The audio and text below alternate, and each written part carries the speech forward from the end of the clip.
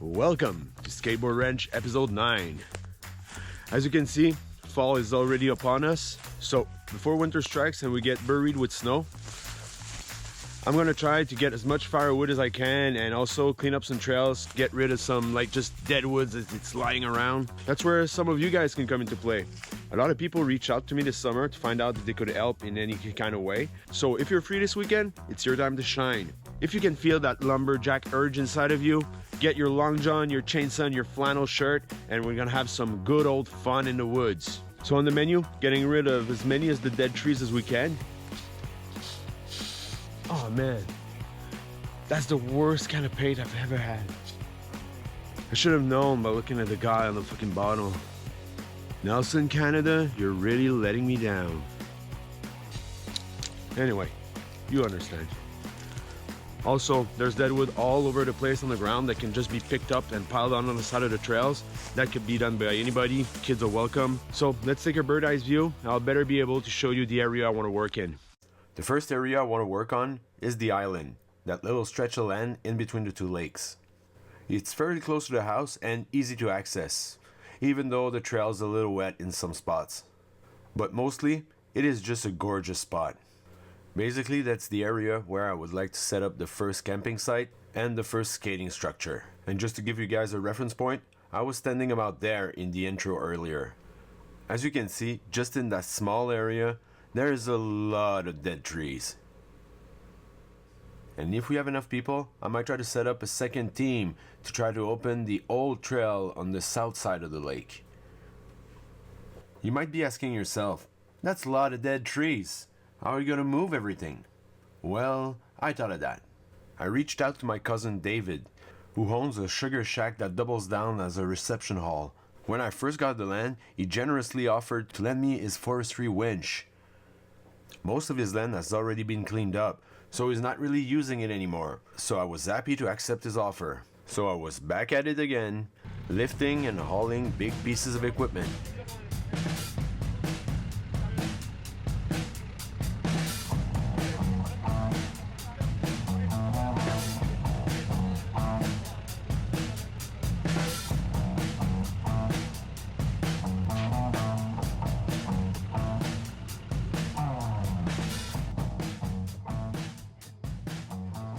Finally managed to load up the winch, and the drive home was uneventful, even though the damn thing is so heavy.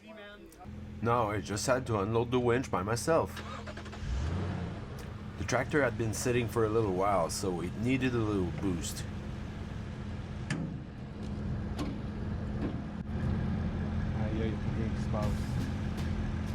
Fuck! But this time, for some reason, even with the boost, the starter wasn't even cranking. I then remember an old trick that I used to do with my old Volkswagen. For almost a full year, every day I started the car by first giving it a few gentle taps on the starter. So I decided to try it with the booster pack just to see if I could get the starter to crank a little bit.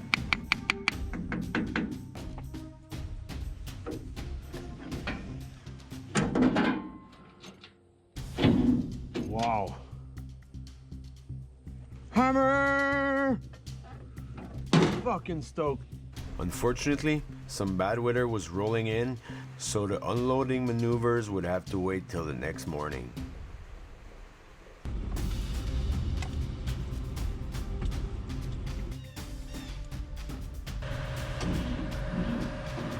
It took a few tries. The damn thing started. Yes, start! Now things were finally gonna get serious. So I positioned my truck on the side of the driveway where I could get the tailgate as low as possible to the ground. Got the tractor into position, removed the tailgate, and piled on a few wooden pallets in an attempt to avoid the winch hitting the ground and shearing off my bumper at the same time. Now I just had to chain up the patient and start the operation.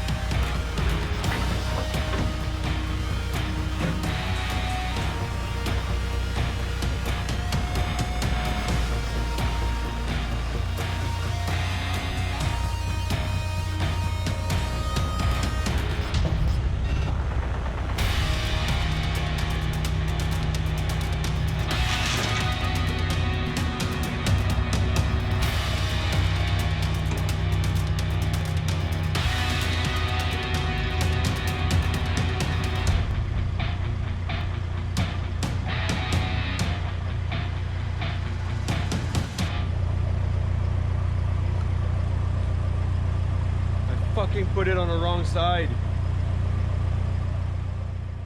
I still had to get the mounting pins, so it had to wait till the next morning. And what do you think happened then?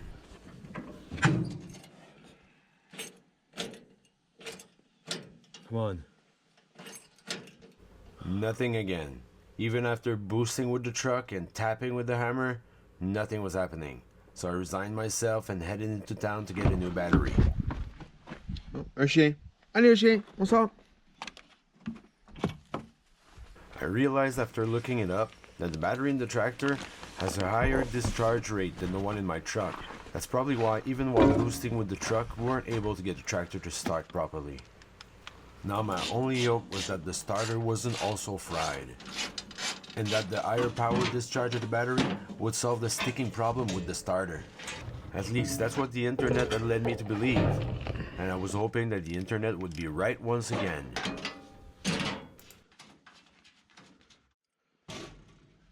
To try and confirm my theory, I decided to give it a go without the hammer touch. New battery.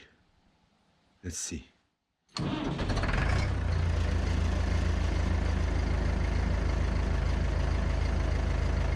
First fucking try!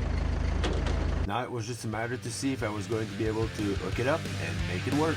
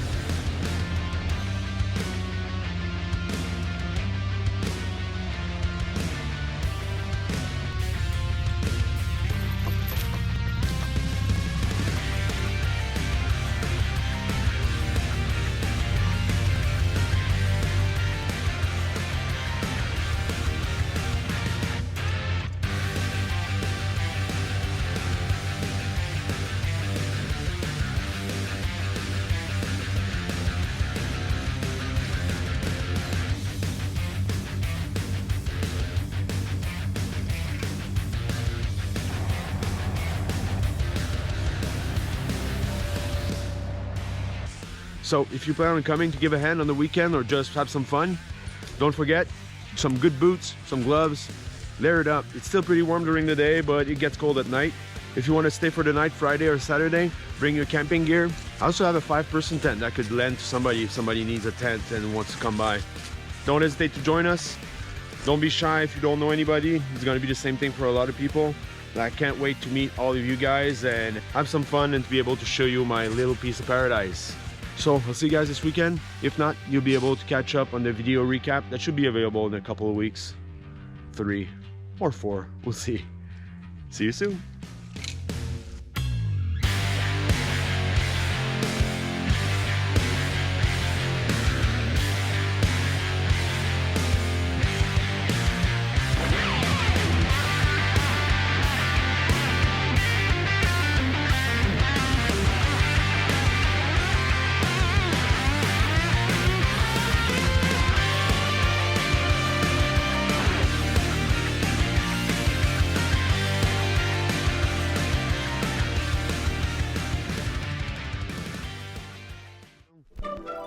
On the menu, getting some of those dead trees down.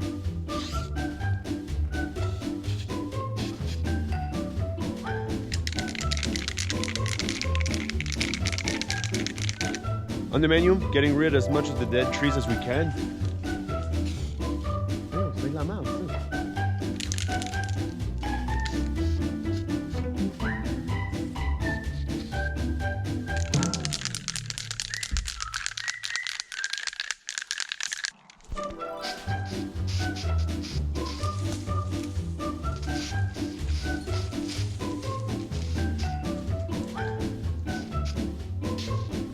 Hey.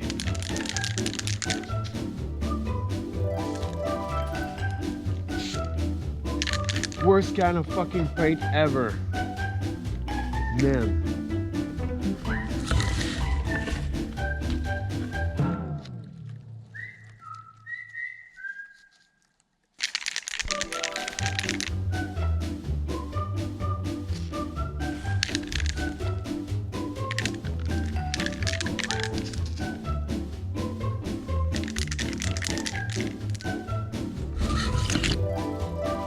So on the menu, getting rid of as many as the dead trees as we can.